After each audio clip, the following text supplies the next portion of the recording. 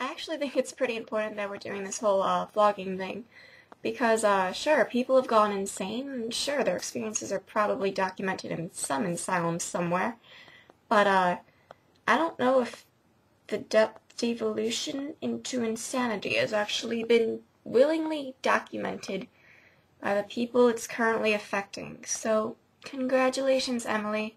We're doing something for the good of humanity here.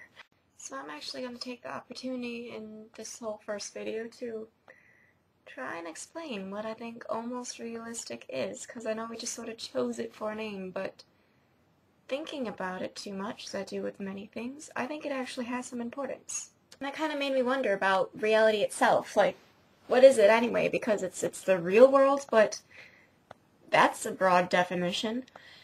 And it's like lately I've been getting myself into all these situations where pretty much everything I know is sort of in flux. What holds true for one person is totally different to somebody else because of context, essentially.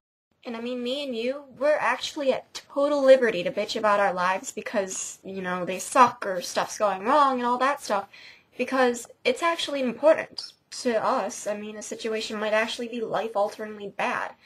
I know that being Jewish, whether or not we actually believe anything, we're still Jewish in the fact that we're stuck with guilt. Whenever we feel that, oh, my life sucks, there's some level of guilt where you're like, hey, you've got a C in math class, but you're not dying of poverty in Africa. Well, you're not dying of poverty, actually. You'd be dying of hunger.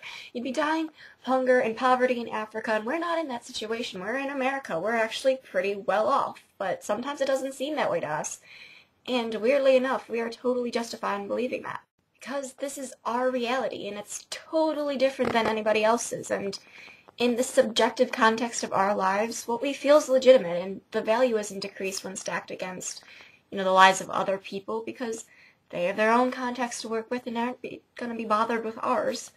You know, when people's lives drive in some different context, you know, clash against each other, sometimes that's the point where we get the really objective view of our own lives, where, you know, we're kind of reminded of the fact that our lives may be particularly strange when looked at in comparison to other people's. With my own life, people that have been driving me home lately, every single one of them that's never seen my house before is always like, you've got a nice house, like, that's a huge house.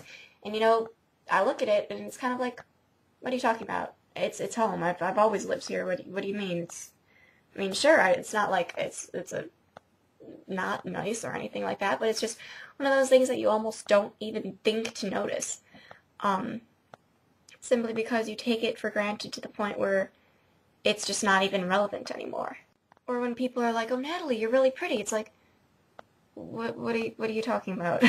Because it's not even that you're being humble, it's just, how often do we notice?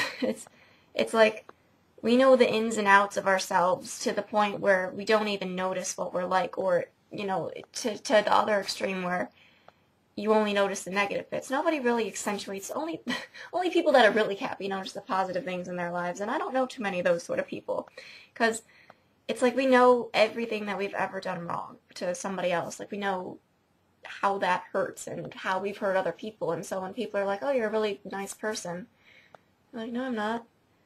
And that's to the point where it's what we take granted for being the norm of who we think we are may actually not be true. But it depends on if you're asking yourself or if you're asking somebody else. I suppose ultimately that's what I'm kind of getting at. Yeah, it took me a while to come to that, but we shouldn't actually have any control over what we think of ourselves because we're too subjective. We are who we are, and our lives are what they're like, but what that is could actually only be determined by other people, using other people as our mirrors, you know? The friends and the family that know us but don't know us exactly. I think with too much knowledge, it just gets a bit out of hand. It's too subjective. You need somebody to compare their lives with yours in order to figure out what your character is like and who you are, because to just ask somebody, you get a really slanted view on things. I'm not really sure how I went with that entire video, but honestly, that doesn't matter because that's my idea. That's the whole garble of stuff that's been sitting in my brain is being transmitted through the internet on a camera. What it means is actually up for you to decide. Okay, two things of actual importance here. That was funny coming from me.